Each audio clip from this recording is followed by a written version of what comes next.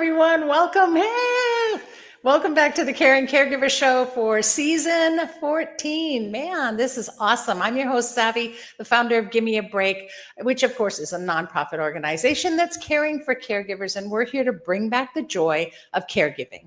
We do this each week and help you to survive.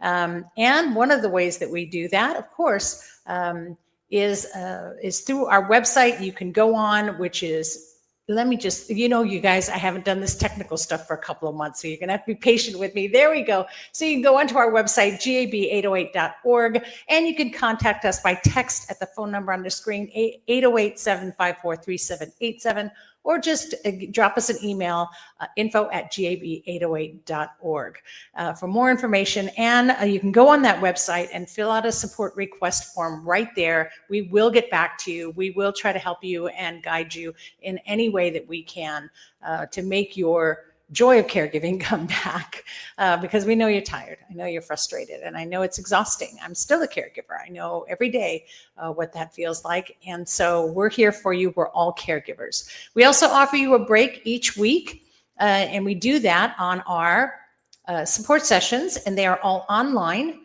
and so easy for you to access. It's all online. It's so easy. It's free, no charge, and you can come on and just join a group of caregivers just like you. We're not a bunch of professionals. We're just a bunch of caregivers that need a safe space, and that's what we offer you. So you can just go onto your Zoom and click in the meeting ID 808-754-3787. Sound familiar? Yes, that's the same number you can text that's on the screen as well. And for those of you listening in podcast later, that number, get ready to write it, pausing, 808-754-3787. So get connected to a community of caregivers just like you. Now I have to do the props, right? So Caring Caregiver Show is brought to you by the Giver's Guides magazine. Giver's Guides is a caregiver's guides to caregiving. It is written for caregivers by caregivers and from a caregiver's point of view. And it's also an income stream for Give Me a Break. So all profits are donated to Give Me a Break to help us to do what we do for you. And there's a pic on the screen right there, a little sneaky peeky there of the cover for the February issue that actually is out now. And gosh, you can just see at a glance, right? 6 ways to self-care, to 28 random acts of kindness. It's just filled with all kinds of things here. Let me show this one. It's filled with all kinds of ways for you to practice self-love. This is the month, the emotional wellness month for the year. And so we are just really chock full of ways for you to practice self-love. 10 ways to know you're a caregiver, in case you didn't know. So great articles in there. Oh boy, all my clicking. Sorry about that. There we are. So all those in there, you can get your subscription. It's like $2 a month, you guys. It's $24.99, and you can get it at giversguides.com. Just type that into your search engine, and there you go. Remembering that all profits do go to Give Me a Break. I want to send out a little shout. Lonnie is not here with me. She was supposed to co-host this morning. And this is the life of caregivers, right? We get called away to duties. And when you get called away as a caregiver, that's your priority. So I want to send, speaking of this being the love month, I want to send a little love out to Lonnie and let her know that we're thinking about her and that you can do this. Take a breath. We got this, right? So it is our first episode of season 14 today, and what an honor it really has been to share so many wonderful resources with you. And speaking of sending out love in the love month, I'm going to send out love to all you caregivers. And today, I wore my special X's and O's, right? So this is my hugs and kisses that I'm sending out to all of you just to get in that love mood. And of course, this season, we're going to be finding joy in a moment. And that is with an alchemist, intuitive coach, Reiki master, emotion, body, and belief code practitioner, who's coming to join us today. I would love to welcome Shirin Maharali of Random Quantum Healing. Aloha, Shirin. And it's so wonderful to have you here. And, she's here, you guys, to balance your mind, body, and spirit. And that way you get to master those emotions and live this radiant life. So I love that you call that radiant healing. And I'm so excited to have you here. And I know you're going to be doing this every week. You're going to give us our 5 minutes of finding joy in a moment. But since this is our first episode, I really wanted everyone to kind of get to know you and just share your caregiving story and just your story with us. Yeah. So, well, my caregiving story, I'm a mom. I'm a mom of 3 kids. I have 2 dogs. So I think being a mother automatically makes you a caregiver. Absolutely.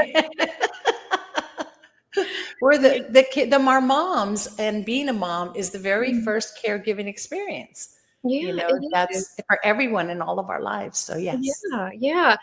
Fortunately, it was my very first caregiving experience. I know there are many people who, have to take on that role a lot earlier than they're ready for. And maybe we're really never ready to step into that role, but we do it, and we learn our way to maneuver around the different things that come up in the process of learning to take care of little ones. There's no manual that comes with it, No.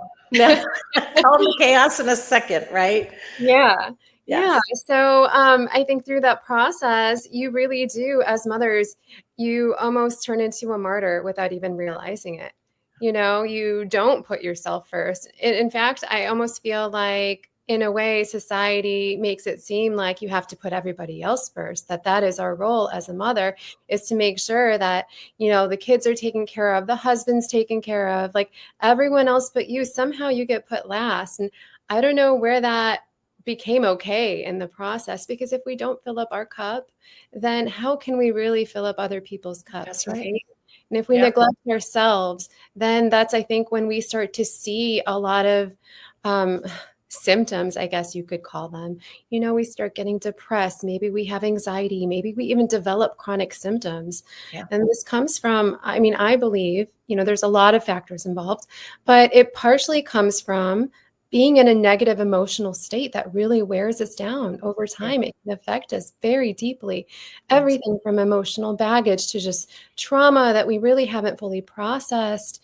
It causes these things are held in our tissues and in our bodies. And there's a lot. I call it the push down effect. We just keep pushing it down and pushing it down, and it's got to go somewhere. Yes, it's got to go somewhere. And, for me, that translated to getting diagnosed with cancer. Oh, wow. And I really do think that these unresolved feelings, this constant state of pushing things down, can develop into chronic health issues.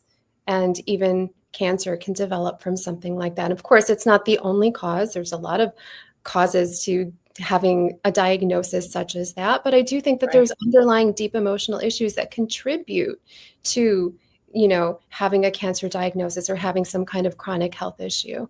Yes. So, I was very aware of that when I got diagnosed. I wasn't really sure what to do about it. How do you all of a sudden process years and years of unresolved trauma, right? Yeah.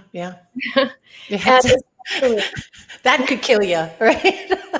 Yeah, especially when you don't have the tools and you're a mother and you're conditioned with the need to put everybody else first. It becomes really overwhelming, and it feels like something that, I don't know, you don't have direction on necessarily. Yeah, it becomes a whole nother process in itself.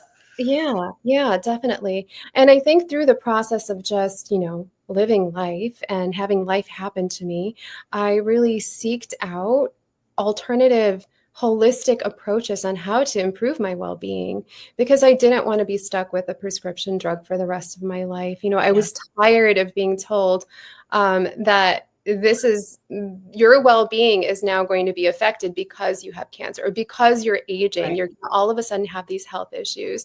And the thing is, life continues to happen. You still have to take care of everyone despite not being healthy and well. But what if we could change that and become healthy and well? And then how much better would we be able to take care of everyone else? And what I learned through this process is it's not that hard. It feels really overwhelming. It feels like it's this unattainable mountain we'll never really climb and make our way over, but it's small steps every day. And that's why I do the work that I do, because I found tips and techniques and tools and methods that helps me reclaim my health, reclaim my emotional, mental, and spiritual well-being. And that allowed me to be a better caregiver. It allowed Yeah. me to be a better mother, a better friend, a better daughter. It just allowed me to show up for everyone else in my life in just a much more grounded, balanced, and calm way. And that was that great energy when I met you and when we talked. It was that, I talk about this all the time, how caregivers have to learn how to do things in moments, right? And that we can't necessarily take on these large projects to heal or to, move forward even, or to Mhm. let go. And I loved when we had this discussion, because that's exactly what you recognized, was that we needed to take it in moments and steps and little baby steps sometimes. And sometimes if we have it, bigger steps, but being able to go at a pace that works for each person. Yeah, So I love that about what you do, and so thank you. excited to have you on. That's why I said you have to be on this whole season. We Thank you need for to having share me. this with all the caregivers. So yeah. Definitely. Because healing and self-care doesn't necessarily happen all at once, right? It happens in the little moments that we take. And maybe our days are so busy and we get overwhelmed by all the things that we have to do. We can't carve out time for these extravagant opportunities to take care of ourselves. But these moments of self-care don't need to be extravagant. They Yeah. don't need to take a half hour or an hour. They can just be, incorporated into the things Yes. that we're already doing with just some mindfulness. Yep. And if we start incorporating them, then we won't scream and yell and torture ourselves and continue to attack our bodies, Yeah. and continue to add to the trauma that we already have. And so I love that. I'm super excited. I want to get moving, and I could talk to you for the whole show. But I want to get moving on it, and let's get on, because I really feel like this meditative moment that you're going to offer us and gift to all our caregivers this whole season needs to just start. And so please finish up what you were saying, but I'm going to turn it over to you now, and I'm going to leave and give you the stage. So please have a wonderful time, and please, caregivers, enjoy Sharon, and enjoy your meditative moment. Thank you, Savvy. Okay, so what I would like to do is just share something that I personally find really fascinating about the power of our thoughts, our words, and our intentions through the work of, he's a Japanese researcher, and some of you may have heard of him. His name is Masaru Emoto. And I also want to tie this into how something as simple as drinking a glass of water can really bring some more mindfulness and intention and just more positive feelings into your day. So Masaru Emoto, he's a Japanese researcher. He wrote a book called Messages from Water. And in his research, he explores how human consciousness affects water. And he actually provides factual evidence that words, thoughts, ideas, and even music can emit a really unique vibration that affects the molecular structure of water. So water is very highly receptive to energy and our intention. So in these experiments, he really conducts using words, so positive and negative words, music, and intentions. And then he freezes the water to examine their crystalline structures that are formed. And so what he noted was that water exposed to really positive, beautiful words like love, gratitude, formed really pretty geometric, symmetrical crystals. But then water exposed to negative words like hate and fear, they showed the opposite types of patterns. So really disharmonious patterns, distorted shapes, not symmetrical. And even with music, so positive classical music or affirmation type music showed harmonious patterns. And then heavy metal type music showed really irregular formations. And what this just really suggests is that water holds memory and responds to energy.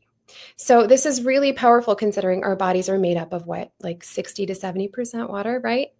And so if our thoughts can influence water on a molecular level, imagine how it can really shape our bodies, our health, and our overall well-being. And this is where the power of intention comes in. So through his findings, through Emoto's findings, he really highlights the importance of intention and mindfulness in everything that we do, especially in what we consume. So the next time you grab a glass of water, I want you to bring that mindfulness and intention into it. Before drinking the water, just allow yourself to hold it. This can take like 5 to 10 seconds, not even. And you can infuse it with your intention just by holding your glass. And you can think words like health or vitality or love, or I like to say, I am love, I am light, or thank you. This water nourishes my body. Just positive phrases, right? Positive affirmations. And this can really shift your energy and create just a more positive experience in just drinking that one little glass of water, right? Just being mindful with our thoughts while we're doing these things, these mundane activities that we normally don't bring any mindfulness to, can make a really big difference in our day-to-day lives. And it can just set a powerful tone and subtle shifts in our energy as well. So let's also talk about lemon water and why that's important, why I'm bringing it up.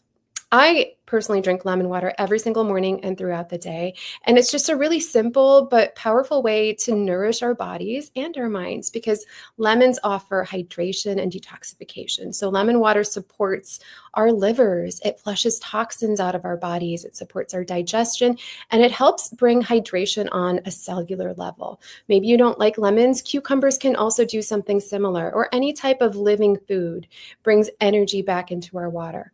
Lemons specifically, though, they have a very alkalining effect on our bodies.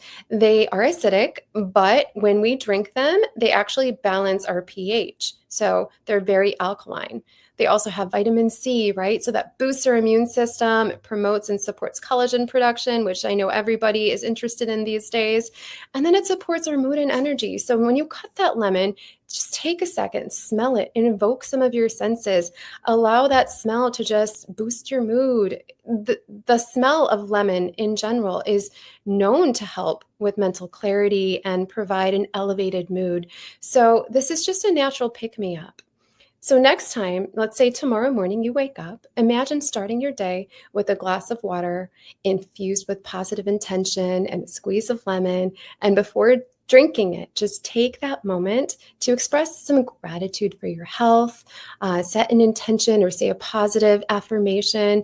And this small ritual, that's a very small ritual that can really just take under a minute, can shift your mindset. It can energize your body. It can set the tone for the whole day.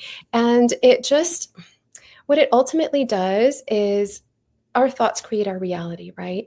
And knowing that water holds energy, doing something simple like this, maybe every time we drink water, maybe we build up to that, can just create a really powerful, beautiful, but simple experience for us on a day-to-day basis.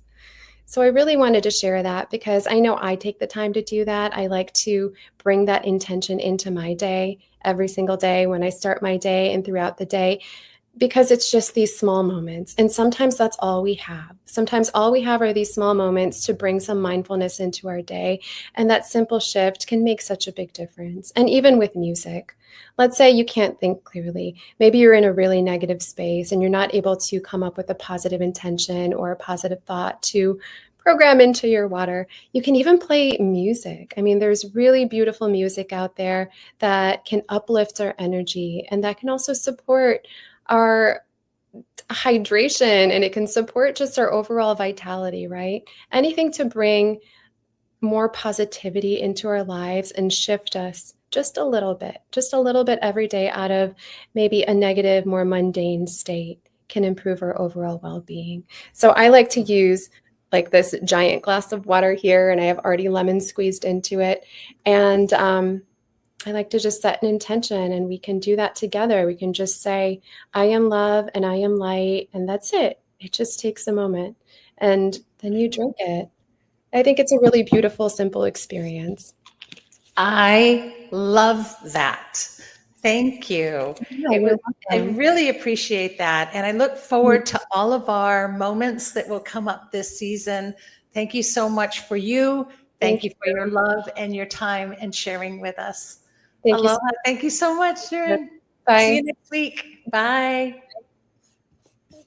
There we go. And I cannot believe the correlation here, because last night as well in our support session, we were talking about checking in with your emotions, and this is perfect. So everyone that was on the session last night, if you're watching this, you're seeing this, make sure that when you check in with your emotions that you are also grabbing some water and use that, because that is a cleansing and wonderful thing. And thank you so much, Sharon, for that. Super excited about being able to have these mindful moments, because you're not taking them, and we need to take them. And if you at least take them once a week, that is a great thing. So amazing. I can't wait. I'm really, really energized. And so next week, please tune in. You've just got to see it. Anyway, let's move on. Super stoked about this. And there's my personality. Super stoked, showing my age. Talk to our guest coming up. She's a caregiver herself, and also a best-selling author of Breadcrumbs. I know, what a great book, right? Breadcrumbs. So it's called Breadcrumbs: From Home Care to Care Home. And this is really a family's guide to elder care. Please welcome author and founder of Tea and Toast and senior care expert, the host of the Artful Aging podcast, my next guest, Amy Friesen. Aloha, Amy. So wonderful to have you here. There it is. I got it on there. Okay. Aloha. And I'm trying to multitask. Everybody that watches the show already knows that I'm blah, blahing in the meantime. So, welcome to the show. I'm so happy to have you on. I'm very excited to share your book. I just love, we'll talk about it more, but please share your caregiving journey as well. Sure. Thanks for having me on. I've got a couple, right? Just like your last guest. I'm a mother. I'm a dog mom and a cat mom and a kid mom. Yep. That's what I say, right? People, pets, and plants, right? Anything living. I have plants. I don't know how well the plants are doing, but but I also have parents, and I've had in-laws. And I think that one of my biggest caregiving stories is that I'm a distance caregiver, right? And so there's a lot of caregivers out there that have to do it at a distance for their senior loved ones. Right. And we had to do that with my in-law, with my father-in-law. And some of the problems that come up is just the timing of things and not being able to be close enough to be able to gauge for yourself and have those conversations. And he was 8 hours away from us. And we had conversations multiple times throughout the years, never quite ready. And I think that at the end, what happened was we finally were able to get him to agree to come and live with us, right? A whole new city. We knew it would be a big upheaval, but he would be able to see us and his granddaughter, not be alone and have these health conditions that he was dealing with by himself. So we moved him finally up to us. And unfortunately, within 3 days, he passed away. And it's such a difficult situation, not only just emotional, but, I also have clients that are in this type of situation in my day job. And there's so much energy, worry that goes into parenting from a distance, but it's kind of like reverse parenting, right? Caregiving from a distance, that when finally people get to a spot where they feel like they get traction, sometimes it just doesn't last. Yeah. And it's really unfortunate. Well, my heart to you and your family, but boy, an experience that caregivers can all really relate to. Mm-hmm. So many of us are, my own mother, I just had to move her recently to a different care facility, and it just scared the bejesus out of me, right? Like, will she survive the move? Yeah. And of course she did, because, that's my mom, and I'll tell that story another day, but she's doing great. But, you prepare for that emotionally, and the ups and downs of what can happen and what you will go through. And, and so I know that all of this experience has kind of led you to write this wonderful book, by the way. Just a few things that I love, was that you talk about navigating financial aspects of caregiving. You talk about care strategies. No one ever thinks that we have to be strategic as caregivers. Mm-hmm. I love that. And I love your key takeaways at the end of each chapter, because it kind of helps us to keep focused on what we need. But let's talk about it. Let's talk about what made you sit down and finally say, that's it, I'm writing a book. Well, I love to educate. I love to educate in the senior living industry as a whole. That's where my niche is. I operate a business called Tea and Toast Daily, and we've been doing that for 11 years, but I've been in the industry for 20. And what's been consistent this whole time is a lack of information. Yep. We already know that services are lacking for seniors and caregivers. We know that family caregivers are not seen as much as they should be. And they also don't see each other. Everybody thinks we're in this alone. And so a part of my everyday is developing information, developing ways to get this information out to the general public, just information about all this stuff that we're all talking about, but no one knows where to get it because there's very little connection. Yeah. There's very little connection. Yeah. And so I wanted to write this book. I never expected to be an author, to be honest. Writing is actually not my strong suit, but I have a passion to educate. And so I wrote the book.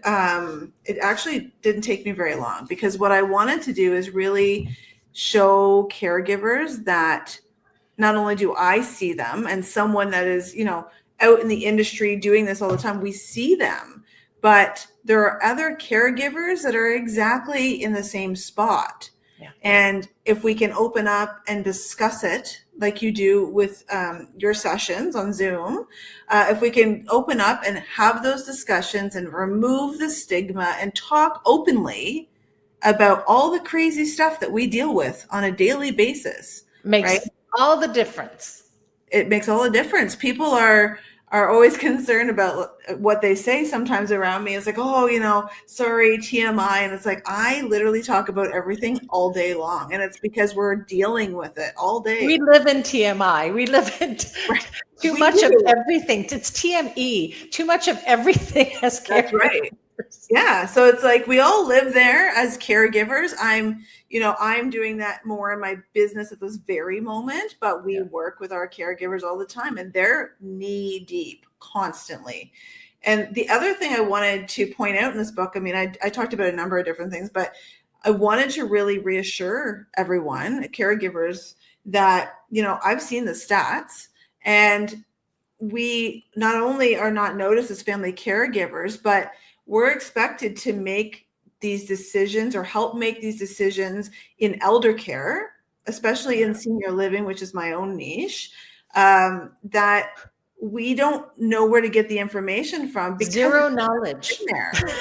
And it's a generational thing, right? Like we don't have enough generations past that we have generational knowledge because we're still just starting to live longer and healthier, and nobody knows what to do with that.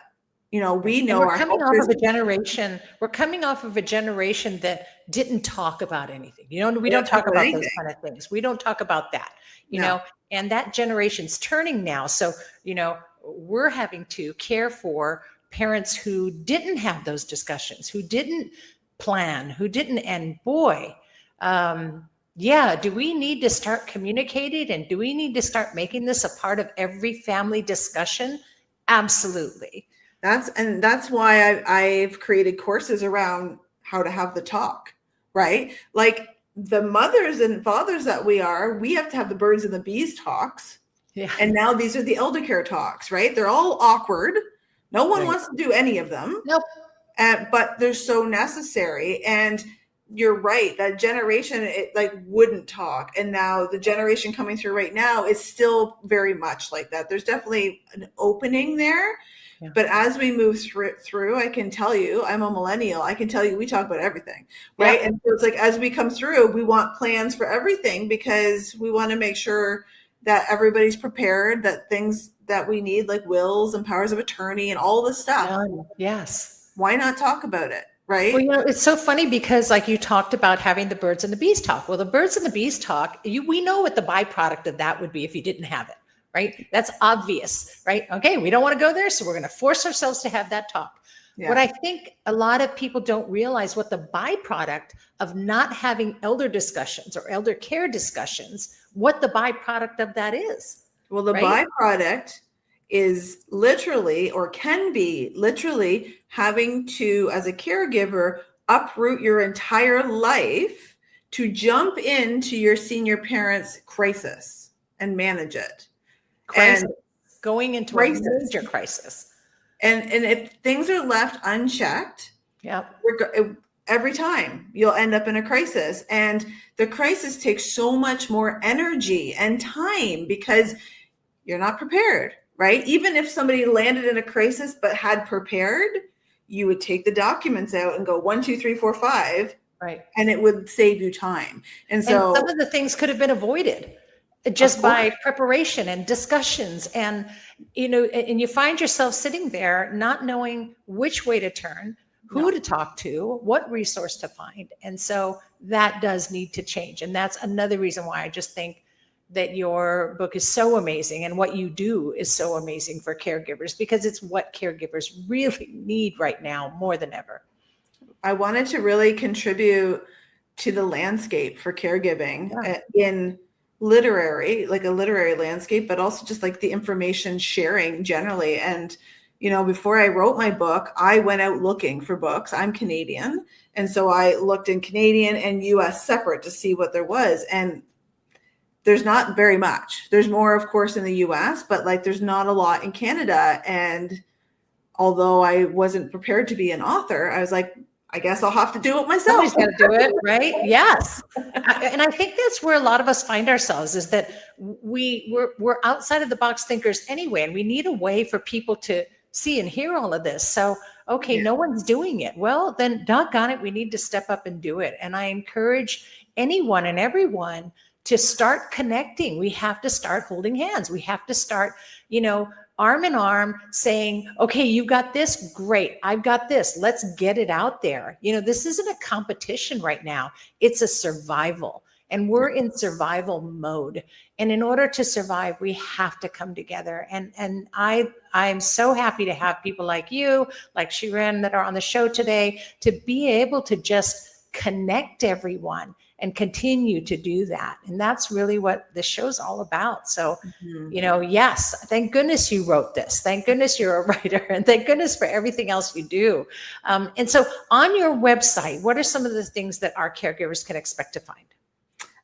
So on the amyfriesen.com website, you can find things like caregiver coaching. You can find the other book that I was in. I have a chapter in another book called Caregiver's Advocate. And blogs and information on teaandtoast.ca, which is our company website. That's where all of our resource for free downloads, all of our blogs. So I've curated probably hundreds or thousands of pieces now. Just so much information. Search it on the website, take what you need and share it with others. Yeah. Amazing. Thank you for all of that and for everything that you do. And any last thoughts? I just want, again, to make sure that the caregivers realize that there's others out there.